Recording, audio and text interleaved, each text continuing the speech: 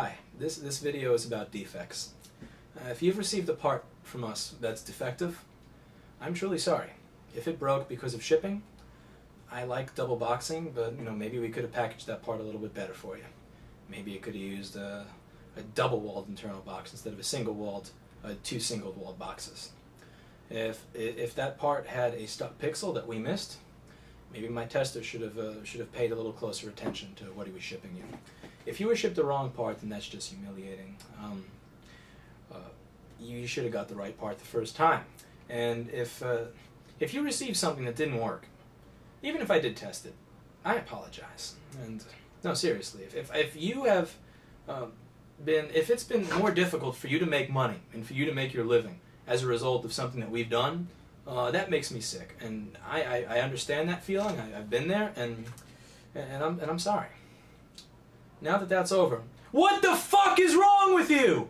You run a business repairing nothing but this fucking product, and you only have one of them?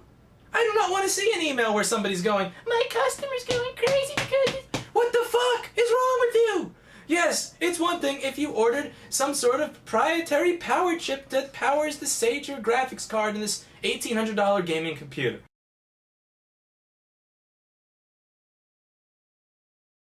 But when I read, my customer cannot have his phone for a week because of this defective part, and I go to your website and it's like iPhone repairs are us,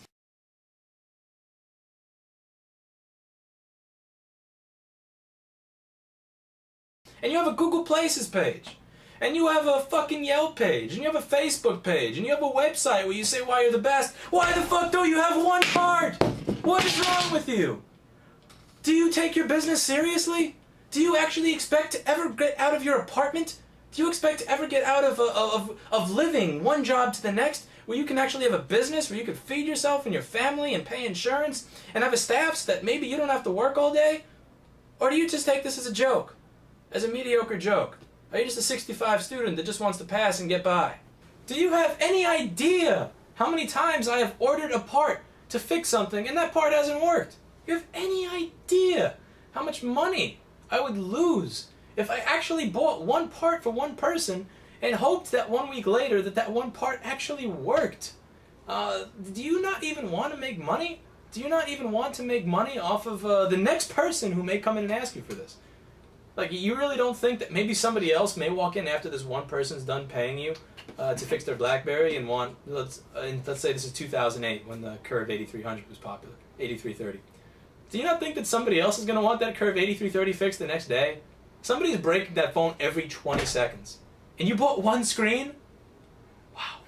Nothing annoys me more than seeing that somebody is complaining that their customer has to wait because they don't have another one of these in stock. You know what? Yeah, maybe I sent you something that didn't work. And maybe I'm priority mailing it instead of express mailing it because this is a part with a $3 profit margin that cost me $70 to buy. And I feel bad about that. But why the fuck do you only have one? Or I'll see it's a business that advertises that we fix PC LCD screens. That's all we do. And I'll go to their website and they'll talk about how they're the best at it.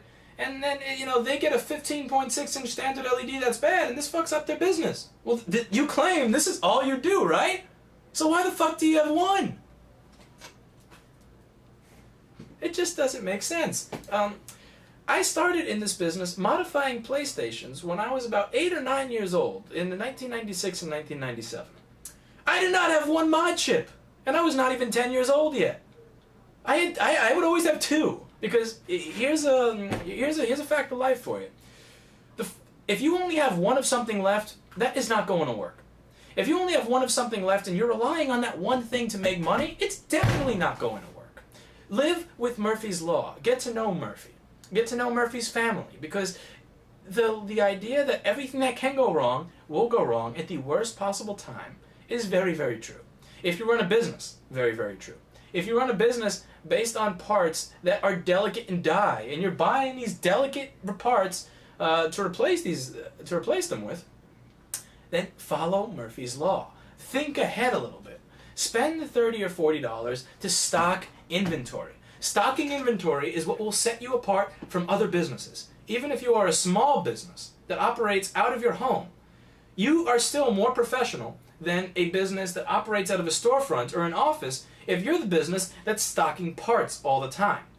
I cannot tell you how many times, as a 19-year-old kid working out of my apartment, I was viewed as the more professional business to a business that I'm not going to name that pays $6,000 a month for rent in a midtown location with a beautiful website and a staff of 5 people that wear t-shirts with with the business name on it, because I could provide the service in 20 minutes, whereas they had to provide it in 2 to 3 days because they did not have the right part in stock. Or the customer went to that business and they only had one left and that one didn't work.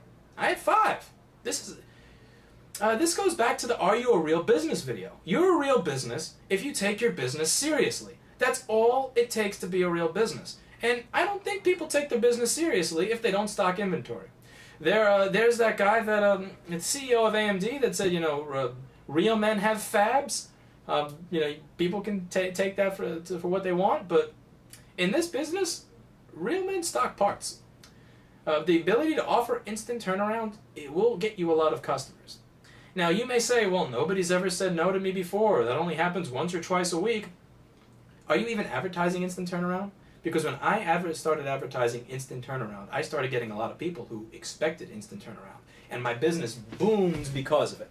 And a lot of those people who were expecting it because I was advertising it would have said no if I could not offer instant turnaround. Offer instant turnaround on services where you can stock parts and watch that you can charge more money for the same service. Watch how many more people come to you for that same service, and watch how many people who are impulse buyers also wind up being impulse reviewers. A lot of people say, well, most people don't leave reviews when it's something good. They only leave a review when it's something bad. Bullshit. People leave good reviews when they're inspired to. And if somebody has a very fucked up machine and you can fix it in 10 minutes for them when they're expecting it to take a week, that is a good review. If you can fix it in a week when they're expecting it to take a week, that's not worth registering on Yelp for. Do you think somebody's going to go to a website on their free time when they can be watching porn or playing a video game or going out to the bar or fucking their girlfriend to sit there and verify their Yelp account and add a picture of themselves and add their interests just because you fixed it in a week? No. They're going to do that when you impress them. Do you know how you impress people?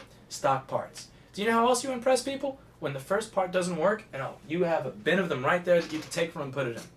Am I sorry that you got a bad part? Yes. Am I going to tell you that the way you run a business is the right way to run a business? No. Now, granted, it would be the unprofessional thing to say, maybe if you stock parts, this wouldn't affect you, which is why I'm putting this on YouTube instead of on a customer service email. But hopefully you've learned something from this. And again, I believe one of the reasons that I was able to go from having very little money and very little success to having multiple stores and a supply company is because of the way I ran my business and because of the practices that I used. And one of the practices that I kept was a good understanding of Murphy's Law and offering instant gratification as often as possible. That is why this place it has 96 bins of random little parts above my table, and that's why my repair area is about 1/4 the size of my part stocking area. Think about it.